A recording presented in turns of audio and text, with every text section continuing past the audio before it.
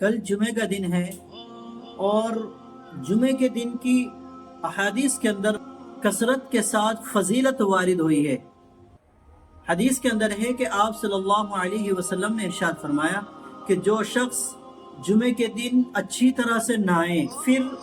پاک صاف کپڑے پہنے، تیل لگائے، خوشبو لگائے اور پھر وہ پیدل مسجد کے اندر جائے، تو پھر آپ صلی اللہ علیہ وسلم نے فرمایا کہ اس کے ایک ہفتے کے صغیرہ گناہ معاف کر دیے جاتے ہیں۔ ایک دوسری حدیث کے اندر یہ ہے کہ 3 دن اور صغیرہ گناہ معاف کر دیے جاتے ہیں۔ ایک تیسری حدیث کے اندر یہ ہے جب وہ جمعے کے دن پیدل جاتا ہے تو ہر قدم پر 1 سال روزہ رکھنے کا ثواب ملتا ہے اور 1 سال تک راتوں کو عبادت کرنے کا ثواب ملتا ہے۔ ایک دوسری حدیث کے اندر یہ ہے کہ جب کوئی شخص جمعے کے دن اچھی طرح سے نہاتا ہے تو اس کے سارے گناہ،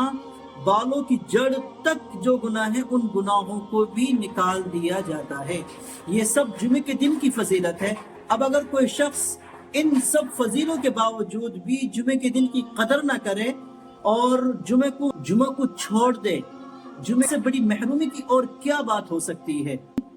اور جو شخص لگاتار 3 جمعے چھوڑ دیتا ہے، حدیث کے اندر ایسے شخص کے لیے بہت سخت وعید آئی ہے، اور وہ وعید یہ ہے کہ آپ صلی اللہ علیہ وسلم نے ارشاد فرمایا کہ جو شخص لگاتار 3 جمعے چھوڑ دیتا ہے تو ایسے شخص کے دل پر مہر لگا دی جاتی ہے کہ یہ شخص جمعہ پڑھنے والا نہیں ہے۔ ایک دوسری حدیث کے اندر یہ ہے کہ ایسا شخص منافق ہے، اور منافق وہ لوگ ہیں کہ جنہوں نے آپ صلی اللہ علیہ وسلم کو تکلیف پہنچائی ہے۔